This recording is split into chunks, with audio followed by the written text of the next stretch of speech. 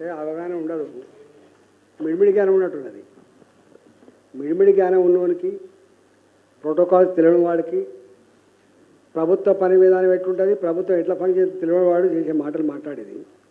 అన్ని department, not only Kaleshwaram, అన్ని డిపార్ట్మెంట్లకు బిల్లులు వాళ్ళు చేసి పంపిస్తే డబ్బులు రిలీజ్ చేసే డిపార్ట్మెంటు ఫైనాన్స్ డిపార్ట్మెంట్. నాకు తెలిసి మా ఫైనాన్స్ సెక్రటరీ నేను 2014లో ఉన్నప్పుడు ఉన్నాడు, ఇవాటి వరకు కూడా అదే ఫైనాన్స్ సెక్రటరీ ఉన్నాడు.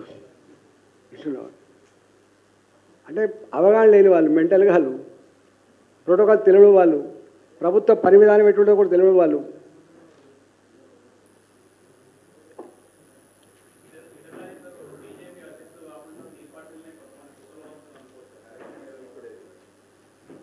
ఇంకా దాని గురించి ఏం కామెంట్.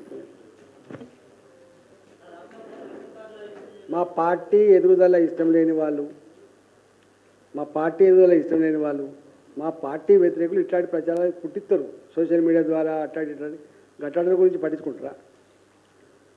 మా పార్టీ రాబోయే కాలంలో, నేను మొన్న చెప్పిన, మీ జేజం నుంచి కాదని చెప్పిన, నేను మల్కాయిర్లో ఓడగొట్టు మీ జేజం నుంచి కాదని చెప్పినాము.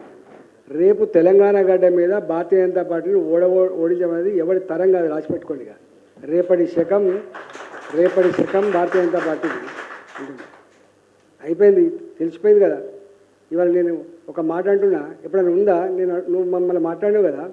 ఇవాళ ఆనాడు పనిచేసినటువంటి కాంట్రాక్టర్లకి, ఆనాడు పనిచేసినటువంటి సర్పంచ్లకు, ఎంపీటీసీలకు, రిటైర్డ్ అయిన ఉద్యోగులకి నేను అడుగుతున్నా. నేను చెప్పకూడదు, బాగా ఇది అనిపిస్తుంది. నేను మాజీ ఆర్థిక మంత్రిని కాబట్టి నాకు వచ్చి అడుగుతుంటారు, అన్న నాది 5 లక్షల రూపాయల బిల్లు ఉందన్న, జర ఇప్పిస్తావా అన్న, నాది రిటైర్డ్ అయిపోయినా, నాకు ఈ రిటైర్డ్ బెనిఫిట్స్ రావాలి, ఇప్పిస్తావా, నా బిడ్డ పెళ్లి చేయాలి, నేను అప్పు కట్టుకోవాలి అని చెప్పి. అంటే ఎంత శాతం తీసుకుంటున్నా? ఇవాళ ఫైనాన్స్ డిపార్ట్మెంట్లో 7 నుంచి 10% కమిషన్ లేకుండా ఒక్క బిల్లు కూడా బయటికి రాని చరిత్ర వాస్తవమా కాదా? ఇదేనా ఈ ప్రభుత్వం? ఉందా ఎప్పుడన్నా? నేను కూడా 5 ఏళ్ళు పనిచేసిన ఫైనాన్స్ డిపార్ట్మెంట్లో. ఎప్పుడైనా విన్నారా ఎప్పుడైనా? ఇళ్లల్లో ఉండే వాళ్ళు కూడా మొత్తం దుకాణాలు ఓపెన్ చేసి గట్లాడి ప్రభుత్వం వీళ్ళు మాట్లాడతారు ఇంకా వీటి గురించి, వాటి గురించి. జ్ఞానం ఉండాలి. ఫస్ట్ గిట్లా చేసినప్పుడు గిన్ని ఏళ్ళు వెనుక చూపిస్తానే భావన ఉండాలి.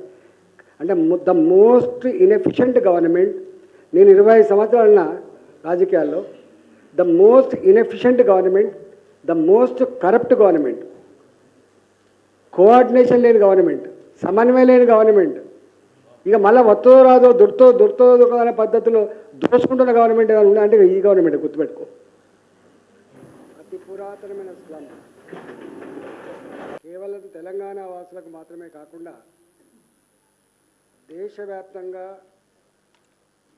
ఎవరికి దుఃఖం వచ్చినా, ఎవరికి ఆపద వచ్చినా, ఎవరికి ఉపాధి కావాలన్నా ఆదుకునే గడ్డ, ఆదుకునే ప్రాంతం